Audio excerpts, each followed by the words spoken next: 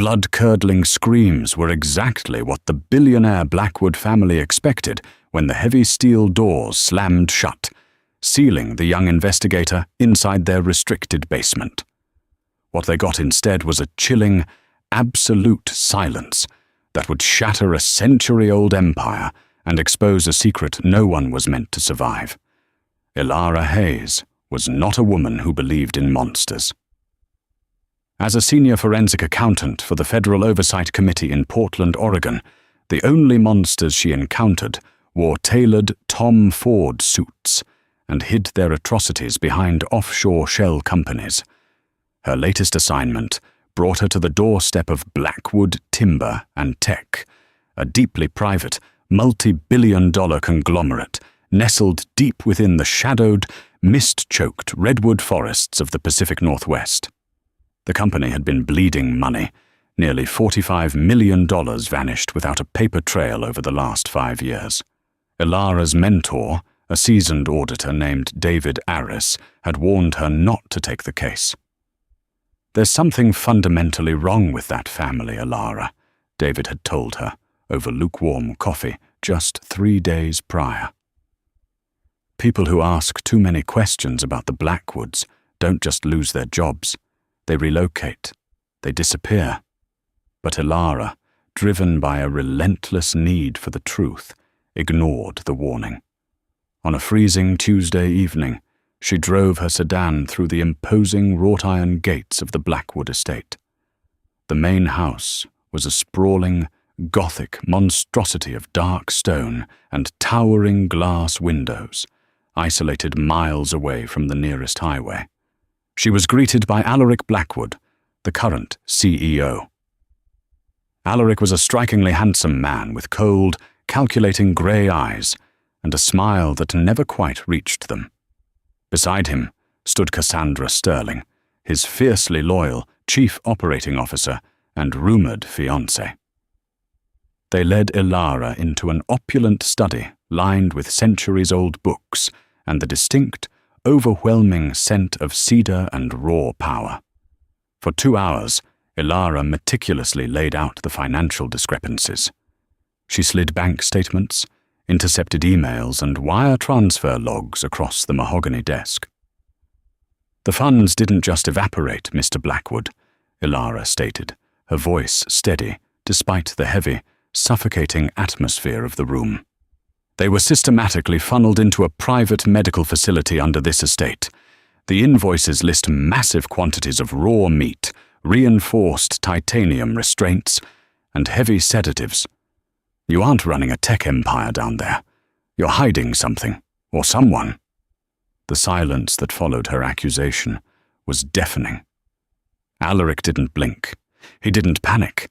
He simply picked up his glass of scotch, took a slow sip, and let out a dark, resonant chuckle. Cassandra stepped out from the shadows, locking the heavy oak doors of the study with a decisive click.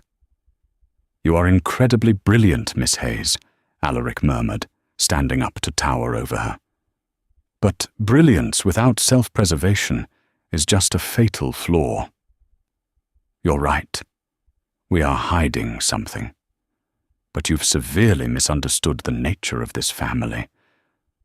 Before Ilara could reach for her phone or bolt for the door, 2 men stepped out from the adjoining library.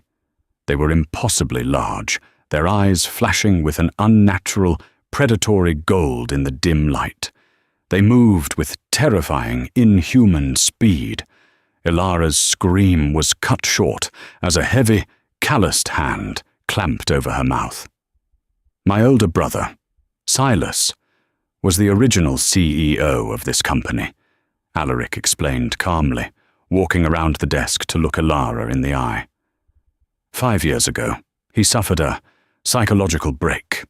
A genetic curse that runs in our bloodline hit him harder than any of us. He lost his humanity entirely. He became feral, an uncontrollable beast. Alaric's eyes darkened with a mixture of disgust and dark amusement.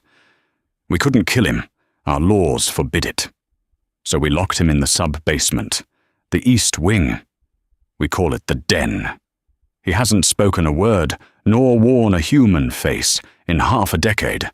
He is pure, unadulterated violence. Elara thrashed against the guards, her heart hammering wildly against her ribs as the reality of her situation began to set in. "You're a liability, Elara," Cassandra added, stepping forward.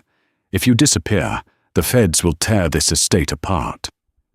But if there is a tragic, unforeseen accident, if you wandered into the restricted construction zone of the basement and were mauled by the wild animal that somehow broke in, that is a tragedy the authorities can process." "Take her down," Alaric ordered, turning his back to her. "Throw her in the den. Let Silas have his dinner. When he's done, call the local sheriff to report a wildlife attack." They dragged her through a maze of hidden corridors, descending deeper and deeper into the earth. The air grew frigid, smelling strongly of damp earth, rust, and the metallic tang of old blood. Elara kicked, fought, and bit the hand of the guard holding her, but it was like fighting a stone wall. They reached a massive steel vault door, the kind used in nuclear bunkers. A digital keypad glowed ominously in the dark. One of the guards punched in the code, and the hydraulic locks hissed, disengaging with a heavy clunk. "Sorry, sweetheart," one of the guards sneered. "Nothing personal." With a brutal shove, they threw Elara into the pitch-black abyss. She hit the cold concrete floor hard, scraping her knees and palms. Behind her, the massive steel door slammed shut, echoing with a terrifying finality. The locking mechanism engaged. She was trapped. Elara lay on the freezing floor, her breath coming in rapid, shallow gasps. The darkness was absolute. It pressed against her eyes, suffocating and heavy. She scrambled backward until her back hit the freezing steel of the vault door. "Stay calm. Breathe. Think," she commanded herself, her forensic training trying desperately to override her primal terror. But this wasn't a puzzle made of numbers. This was a nightmare. Then she heard it. A low, vibrating growl echoed from the far corner of the cavernous room. It wasn't the sound of a dog, nor a normal wolf. It was a sound that vibrated deep within her chest cavity, a rumbling bass that spoke of massive lung capacity and lethal intent. Elara froze, pressing herself harder against the door. The sound of heavy, padded footsteps began to circle her in the darkness. Click, click, click, the sound of massive claws scraping against the concrete. High above, a row of dim, red emergency lights flickered to life. The Blackwoods had turned on the viewing lights. They wanted to watch her die. In the dim crimson glow, Elara finally saw it, and the sight of it made her blood run cold. It was a wolf, but its proportions were entirely monstrous. It stood over 4 feet tall at the shoulder, its thick fur the color of midnight and charcoal. Muscles rippled beneath its coat with every fluid, predatory step it took. Its jaws were large enough to crush a bowling ball, and thick, silvery scars crisscrossed its massive snout and left shoulder. But it was the eyes that truly paralyzed her. They were a piercing, luminous silver blue, shining with an unnatural intelligence that defied any known biology. This was Silas Blackwood, the fallen heir, the feral beast. The massive wolf stopped its pacing. It lowered its massive head, locking its gaze onto Elara. It bared its teeth, revealing fangs that gleamed like daggers in the red light. Saliva dripped from its jowls. It prepared to lunge. Meanwhile, 3 floors above, in the estate's state-of-the-art security room, Alaric, Cassandra, and a handful of elite guards stood before a wall of monitors. "Look at her shake," Cassandra whispered, a cruel smirk playing on her lips. "This shouldn't take more than 2 minutes. He's starving. We haven't fed him since Sunday." Alaric swirled his scotch, his eyes glued to the high-definition infrared feed. "It's a shame, really. She was quite clever. But Silas doesn't care about clever. On the screen, the wolf pulled back on its haunches, ready to strike. Alaric leaned in, waiting for the inevitable bloodbath.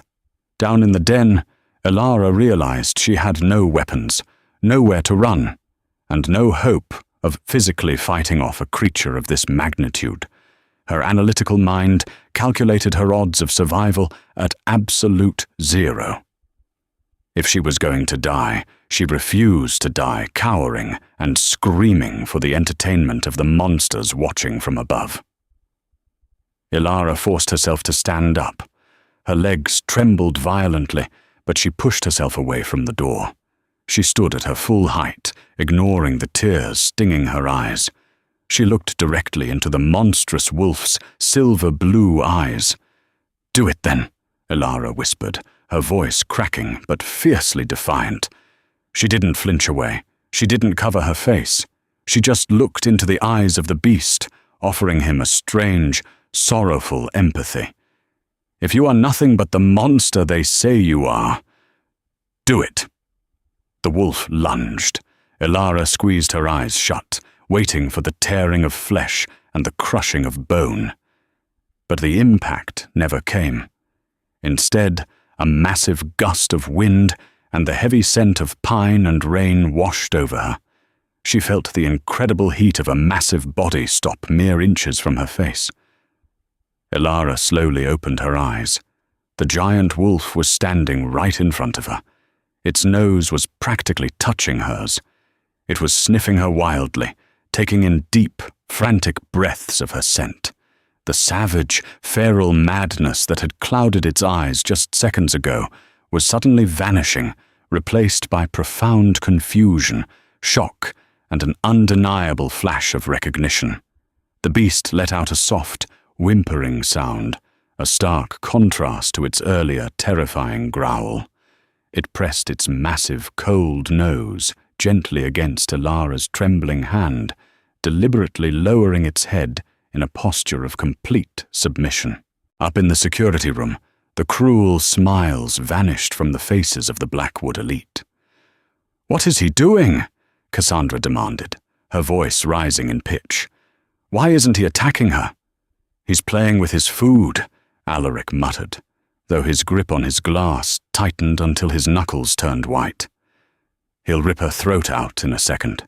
Just wait." But they didn't wait to see a slaughter. What they witnessed next defied everything they knew about the curse, making every single person in that security room fall utterly, deathly silent. On the monitors, the massive beast began to tremble violently.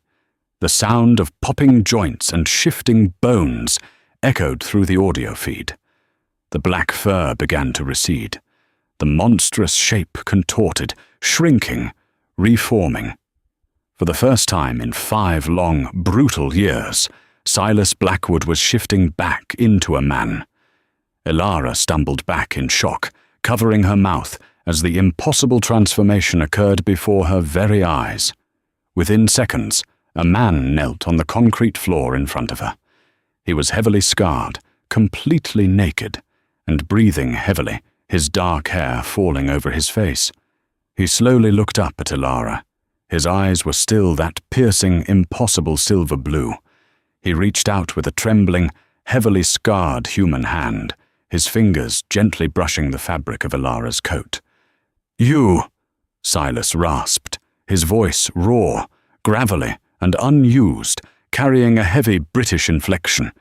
He looked at her as if she were a god descending from the heavens. "You found me. My mate." In the control room, the glass in Alaric's hand shattered, spilling expensive scotch and blood all over the floor. The impossible had happened. The feral king had returned, and he had just claimed the auditor who knew all of their secrets. Elara stood frozen, her mind violently rejecting the impossible reality kneeling on the concrete before her. The massive, bloodthirsty beast that had been seconds away from tearing her apart was gone. In its place was a man, shivering, deeply scarred, and looking at her with an intensity that made her breath catch in her throat. "Silas!" Ilara breathed, her voice trembling. The name felt heavy on her tongue. Silas closed his eyes, a shuddering breath escaping his lips. For 5 years. Nothing but static and blood. A cage in my own mind. He looked down at his trembling, human hands, marveling at the articulate movement of his fingers. Your scent. It broke the chemical lock. It broke the fever. Ilara's forensic mind, trained to find logic in chaos, began piecing the horrifying puzzle together. The $45 million, the private medical facility, the heavy sedatives and titanium restraints. Alaric hadn't just locked away a sick brother. He had intentionally induced Silas's feral state. She quickly stripped off her heavy wool trench coat and draped it over Silas's broad, scarred shoulders. "We don't have time to process this," Ilara said, her survival instinct finally overriding her shock. "Alaric is watching. They thought you were going to kill me. The moment they realize you're human again, they won't wait for an accident. They'll send a strike team." As if on cue, the blare of a klaxon alarm shattered the silence of the den.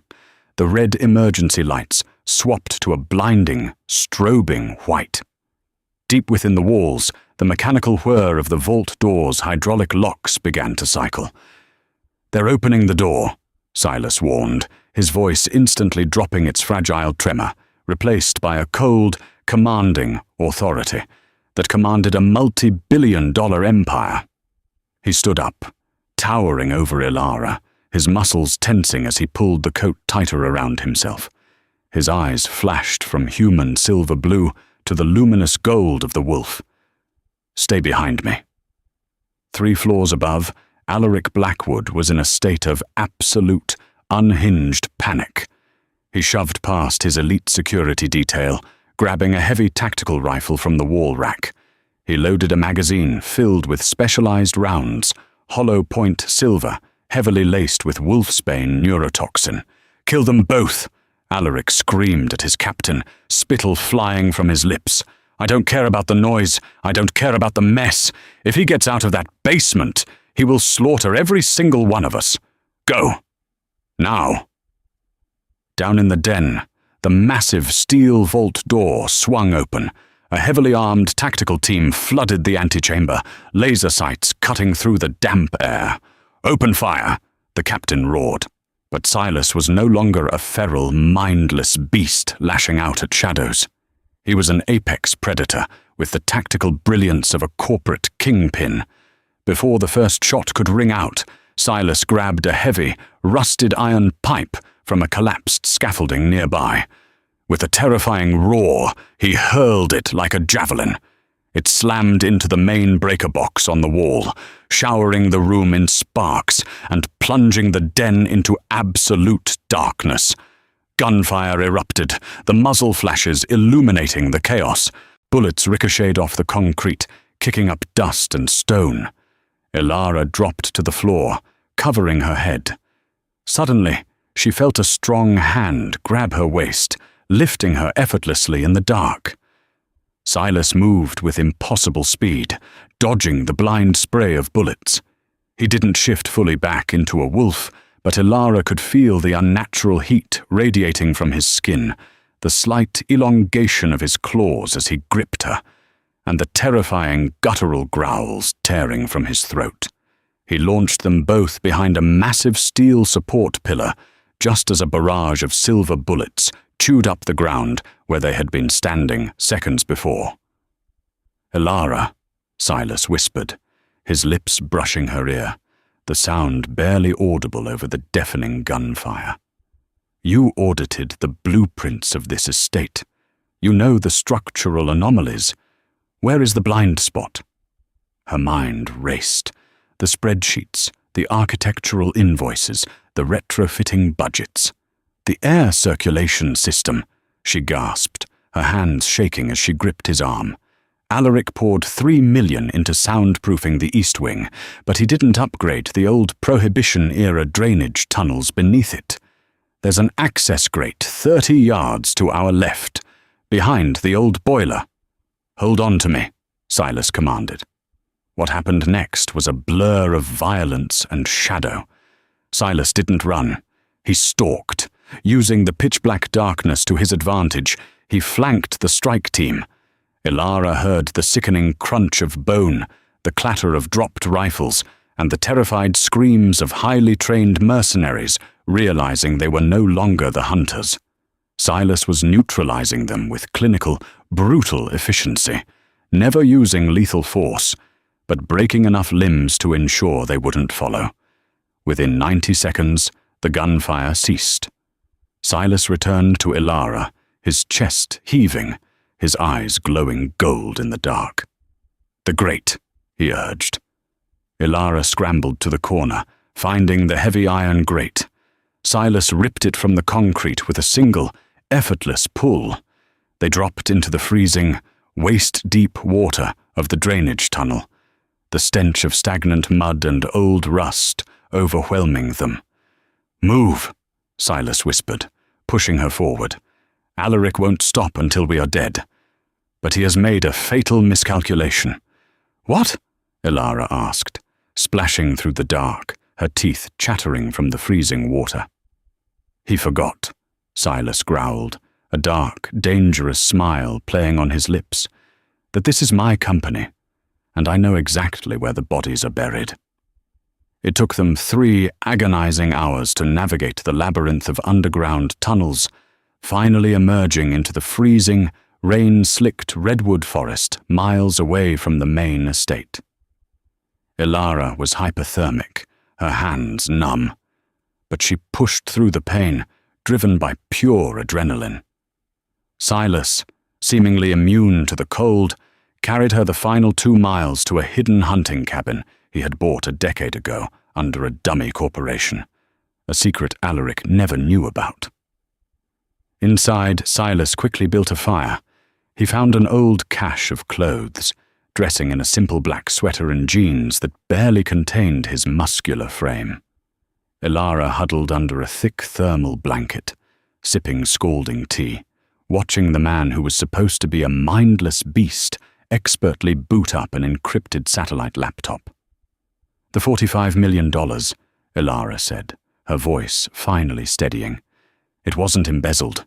It was research and development." Silas typed furiously on the keyboard, his silver-blue eyes reflecting the glow of the screen. "Exactly. Alaric couldn't legally take the CEO position as long as I was alive and competent. He found a rogue geneticist.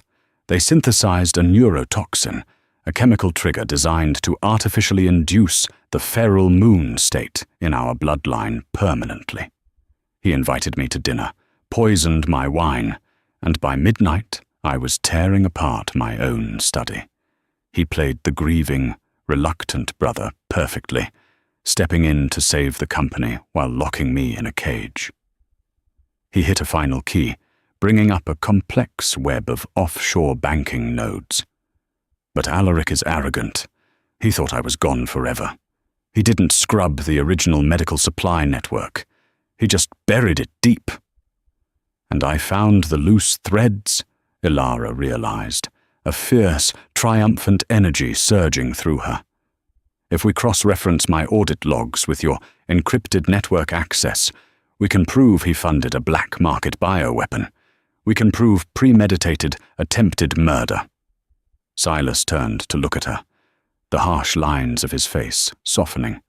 The predatory gold in his eyes vanished entirely, leaving only a profound, overwhelming gratitude. "You didn't just find the threads, Ilara. You pulled them. You walked into a wolf's den, and instead of screaming, you stared me down. You saved my life." "So," Ilara said, a sharp, dangerous smile matching his own, "how do we take your empire back?" 72 hours later, the Blackwood Timber and Tech Executive Board gathered in the glass-walled penthouse boardroom in downtown Seattle. The atmosphere was incredibly tense. News of a catastrophic security breach at the estate had leaked, and the stock was tanking. Alaric stood at the head of the long mahogany table, looking exhausted and frantic, though his tailored suit was immaculate. Cassandra stood by his side, glaring at the 20 board members. "I assure you, the situation at the estate was a minor industrial accident," Alaric lied smoothly, gripping the edges of the table. "The rumors of a violent breach are entirely fabricated by short sellers trying to tank our valuation. We are completely secure. Are you, Alaric?" The heavy glass doors of the boardroom swung open. The entire room fell dead silent. Several board members audibly gasped. One older executive dropped his coffee mug, shattering it on the marble floor. Silas Blackwood strode into the room. He looked nothing like a broken feral animal. Dressed in a bespoke midnight blue suit, his hair neatly styled, he looked every inch the ruthless, untouchable corporate titan he had been 5 years ago. The scars on his face only added to his terrifying aura of authority. Right beside him walked Elara Hayes, holding a thick, leather-bound portfolio. Alaric's face drained of all color. He stumbled backward, his knees hitting his chair. "Silas, how?" "You look terribly pale, little brother," Silas said, his voice a low, vibrating baritone that commanded absolute silence in the room. He walked slowly to the head of the table. The executive scrambled out of his way, terrified by the raw, predatory power rolling off him. "Did you think a few titanium chains and some cheap parlor tricks could keep me in the dark forever?" Cassandra panicked. She reached inside her blazer, pulling a concealed, silver-loaded compact pistol, aiming directly at Elara. "He's a monster!" she screamed at the board. "He'll kill us all!" Before Cassandra could pull the trigger, Silas moved. It wasn't humanly possible. In a blur of motion, he crossed the room, his hand snapping out to grip the barrel of the gun, crushing the steel mechanism in his bare palm. Cassandra shrieked in terror as Silas effortlessly tossed the ruined weapon aside. "The only monsters in this room," Silas growled, leaning over Alaric, "are the ones who sell their own blood for a seat at the table." Elara stepped forward, slamming the leather portfolio onto the table. "Ladies and gentlemen of the board," she announced, her voice ringing clear and authoritative. "My name is Elara Hayes, Federal Auditor. What you have in front of you are verified financial documents, encrypted emails, and black market wire transfers proving that Alaric Blackwood embezzled $45 million to fund an illegal, unlicensed biological neurotoxin used to incapacitate your rightful CEO." She pressed a button on a remote, and the massive projector screen behind them lit up with bank statements, chemical receipts, and terrifying video footage of Alaric admitting to the poisoning in the security room, footage Silas had quietly downloaded from the estate's servers. "Furthermore," Elara continued, her eyes locking onto Alaric's terrified face, "the FBI and the Federal Trade Commission have just raided the Blackwood estate. The medical facility has been seized. Warrants for the arrest of Alaric Blackwood and Cassandra Sterling have been issued." Right on cue, the boardroom doors opened again. 6 armed federal agents, accompanied by David Aris, Elara's mentor, stepped into the room. Alaric didn't fight. The arrogant facade crumbled completely. He fell to his knees, weeping silently as the agents slapped cold steel handcuffs onto his wrists. Cassandra screamed obscenities as she was dragged out of the penthouse, the echoes of her fury fading into the elevator shafts. The boardroom was left in stunned, breathless silence. Silas turned slowly, surveying the terrified executives who had complacently allowed his brother to steal his life. He straightened his cuffs, the dangerous golden glint returning briefly to his eyes. "Now," Silas said softly, taking his rightful seat at the head of the table, gesturing for Elara to sit at his right hand. "Let's get back to work. If you loved this shocking werewolf romance drama, hit that like button. Don't forget to share this intense story with your friends who love a good plot twist, and subscribe for more thrilling, real-life inspired supernatural stories. Drop a comment below, telling us what you would have done in Ilara's shoes. We post new, dramatic stories every week.